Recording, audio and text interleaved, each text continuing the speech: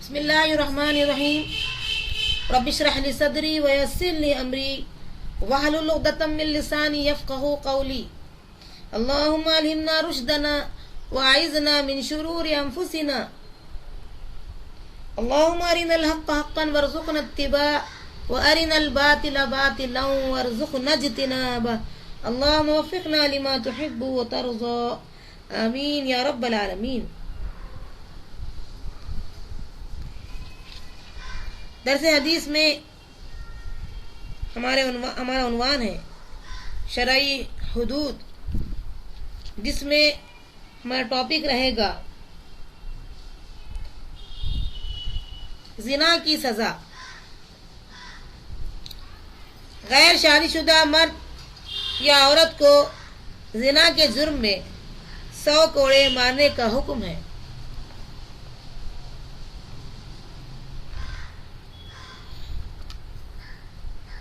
چنانچہ سورہ نور کی آیت نمبر 2 میں اللہ تعالیٰ فرماتے ہیں الزانیۃ والزانی فاجلدوا کل واحد منہما 100 جلدہ ولا تأخذکم بہما رأفۃ فی دین اللہ ان کنتم تؤمنون باللہ والیوم الآخر ولیشہد عذابہما طائفۃ من المؤمنین۔ زانیہ عورت اور زانی مرد دونوں میں سے ہر ایک کو 100 کوڑے مارو، اور ان پر ترس کھانے کا جذبہ اللہ کے دین کے معاملے میں تم کو دامنگیر نہ ہو، اگر تم اللہ اور روز آخرت پر ایمان رکھتے ہو۔ اور ان کو سزا دیتے وقت اہل ایمان کا ایک گروہ موجود رہنا چاہیے۔ ہم دیکھتے ہیں کہ آج جو ہمارا حال ہوا ہے اور نیوز پیپر کی ہیڈ لائنز بنے ہوئے ہیں، سارا معاشرہ یہ کس قدر محسوس کر رہا ہے اس سڑاس کو، یہ بے پردگی سے اس کی ابتدا ہوتی ہے، اور ہم دیکھتے ہیں کہ یہ بڑھتے بڑھتے معاشرتی سڑاس میں تبدیل ہو جاتا ہے۔ اسی لیے اللہ رب العالمین جو ہم کو پیدا کیا اور ہماری فطرت کے عین مطابق ہمیں احکامات دیے، جو کوئی سے ٹکر کھائے گا وہ خود پاش پاش ہو جائے گا، اور اگر یہ نظام قائم نہ کیا جائے جو اللہ نے حکم دیا ہے سورہ نور سورت نمبر 24 کی آیت نمبر 2 میں اس سے ہم کو معلوم ہوتا ہے کہ جب تک کہ یہ کڑی سزا ان کے لیے مقرر نہ کر دی جائے تو پھر وہ معاشرتی سڑاس میں اضافہ ہوتے جائے گا، اور اگر ان پر ترس کھائیں تو اللہ کے دین کے معاملے میں ایسے لوگوں پر ترس نہیں کھانا چاہیے۔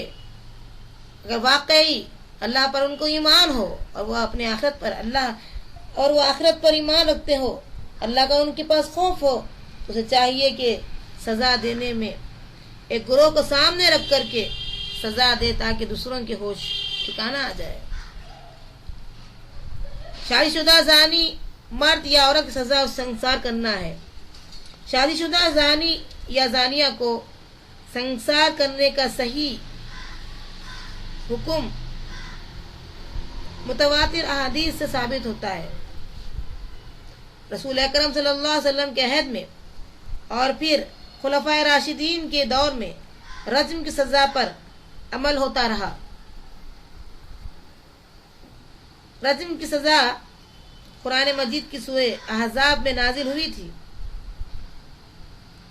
مگر بعد میں اس کی تلاوت منسوخ ہو گئی، حکم تو باقی رہا۔ اگر مرد عورت دونوں نے برضائے رغبت زنا کیا تو جو سزا ابھی بیان کی گئی ہے دونوں کو ملے گی، لیکن اگر دونوں میں سے کسی نے جبر کیا تو سزا صرف جبر کرنے والے، زبردستی کرنے والے کو ملے گی۔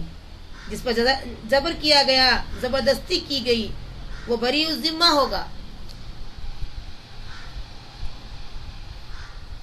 یہ بات یاد رہے کہ شریعت میں زنا کا جرم قابل راضی نامہ نہیں ہے، جس کی دلیل عہد نبوی کا ایک واقعے سے ملتی ہے کہ ایک دیہاتی رسول اللہ صلی اللہ علیہ وسلم کی خدمت میں حاضر ہوا اور عرض کیا، یا رسول اللہ صلی اللہ علیہ وسلم، میں آپ کو اللہ کی قسم دیتا ہوں کہ میرا فیصلہ کتاب اللہ کے مطابق کیجیے۔ مقدمے کا دوسرا فریق زیادہ سمجھدار تھا، اس نے عرض کیا، ہاں یا رسول اللہ صلی اللہ علیہ وسلم، ہمارے درمیان کتاب اللہ کے مطابق ہی فیصلہ فرمائیے، لیکن مجھے بات کرنے کی اجازت دی جائے۔ آپ نے فرمایا، اچھا بات کرو۔ اس نے عرض کیا، میرا بیٹا اس کے گھر نوکر تھا، اس نے اس کی بیوی سے زنا کیا۔ لوگوں نے مجھ سے کہا، تیرے بیٹے کے لیے رجم کی سزا ہے۔ میں نے اس کے بدلے 100 بکریاں صدقہ کی اور ایک لونڈی آزاد کی۔ پھر میں نے علماء سے پوچھا تو انہوں نے کہا، تیرے بیٹے کے لیے 100 کوڑوں کی سزا اور 1 سال کی جلا وطنی ہے۔ دوسرے فریق کی بیوی کے لیے سنگسار کی سزا ہے۔ رسول اللہ صلی اللہ علیہ وسلم نے فرمایا، اس ذات کی قسم جس کے ہاتھ میں میری جان ہے، میں تمہارے درمیان کتاب اللہ ہی کے مطابق فیصلہ کروں گا۔ پہلے فریق کو حکم دیا گیا کہ اپنی بکریاں اور لونڈی واپس لے لو، تمہارے بیٹے کے لیے 100 کوڑے ہیں اور سال کی جلاوطنی کی سزا ہے۔ پھر ایک صحابی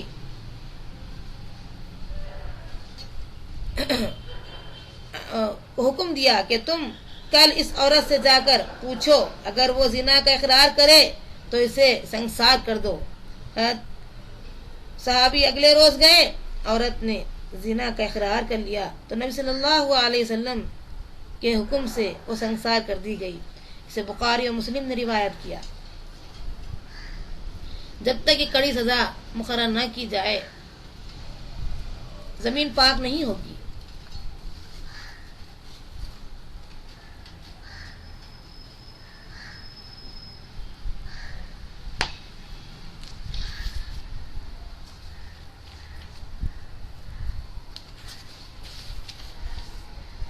شراب پینے کی سزا۔ شراب پینے کی سزا 40 کوڑے ہیں۔ مسلم کی حدیث ہے، انس رضی اللہ عنہ سے روایت ہے کہ نبی اکرم صلی اللہ علیہ وسلم کے پاس ایک آدمی لایا گیا جس نے شراب پی رکھی تھی۔ آپ صلی اللہ علیہ وسلم نے اسے 2 چھڑیوں کے ساتھ 40 ضربیں اسے ماری، یعنی کل 80 ضربیں۔ آپ صلی اللہ علیہ وسلم کے بعد حضرت ابو بکر نے بھی اپنے عہد خلافت میں شرابی کو 40 کوڑوں کی سزا دی۔ حضرت عمر نے اپنے زمانے میں صحابہ کرام سے مشورہ کیا تو حضرت عبد الرحمن بن عوف رضی اللہ عنہ نے کہا، سب حدوں میں سے ہلکی حد 80 کوڑے ہیں، لہذا شرابی کی حد بھی 80 کوڑے ہونی چاہیے۔ چنانچہ عمر رضی اللہ عنہ نے شرابی کو 80 کوڑے مارنے کا حکم دے دیا۔ اسے مسلم نے روایت کیا۔ یاد رہے کہ حدود اللہ میں تغیر و تبدل تو بہت دور کی بات ہے۔ حدود اللہ میں کسی کے لیے سفارش کرنا بھی قطعاً ممنوع ہے، یعنی جو اللہ نے حدود بنا دیے ہیں، جو لمٹس رکھے ہیں، اس میں کوئی سفارش کرے گا اس کے لیے منع ہے، سفارش کرنا منع ہے۔ بنو مخزوم کی عورت فاطمہ نے چوری کی تو قریش نے حضرت اسامہ بن زید رضی اللہ عنہ کو سفارشی بنا کر بھیجا۔ آپ صلی اللہ علیہ وسلم نے غصے میں ارشاد فرمایا، اسامہ کیا تو اللہ کی حدوں میں سفارش کرتا ہے؟ اگر فاطمہ بنت محمد صلی اللہ علیہ وسلم بھی چوری کرتی تو میں اس کے ہاتھ کاٹ دیتا اور اس کے لیے کسی کی سفارش قبول نہ کرتا۔ بخاری مسلم کی حدیث ہے۔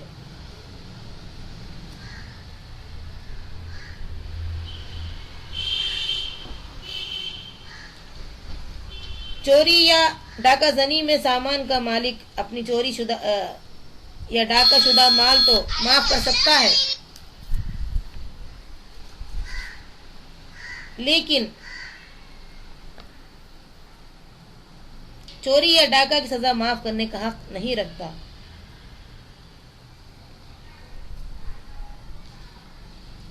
قصاص میں سفارش اور معافی دونوں جائز ہیں۔ تہمت کی سزا، بے گناہ عورت پر زنا کی تہمت لگانے والے کو 80 کوڑے مارنے کا حکم ہے۔ شرع میں اسے حد قذف کہا جاتا ہے۔ چنانچہ سورہ نور کی آیت نمبر 4 میں اللہ تعالیٰ فرماتے ہیں